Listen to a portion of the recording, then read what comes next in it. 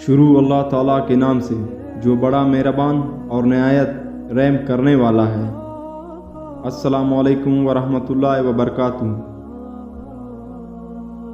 جناب امیر المومنین رضی اللہ عنہ ارشاد فرماتے ہیں کہ اللہ تعالیٰ اس شخص پر رحم کرے جس نے اپنی قدر کو پہچانا اور اپنی حالت سے آگے نہ بڑھا۔ اللہ تعالیٰ اس مرد پر رحم کرے جو اپنے گناہوں کا خیال کرتا اور اپنے رب سے ڈرتا ہے۔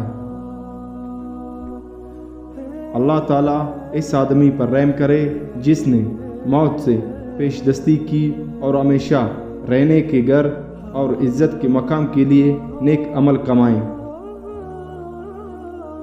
اللہ تعالیٰ اس مرد پر رحم کرے جو خواہش نفس پر غالب آئے اور دنیا کے پندوں سے بھاگ کر نکل جائے۔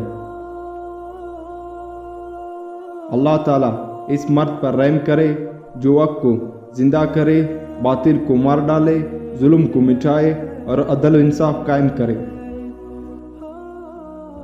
عقل مندی کا سر لوگوں سے دوستی رکھنا اور جہالت کا سر ان سے دشمنی پیدا کرنا ہے۔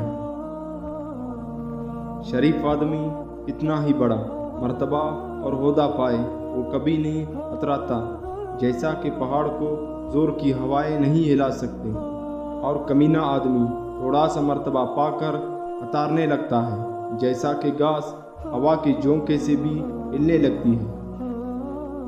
جلد بازی کو چھوڑ دے کیونکہ کام میں جلد بازی کرنے والا اپنے مطلب کو نہیں پاتا اور اس کے کام کی کوئی تعریف نہیں کرتا۔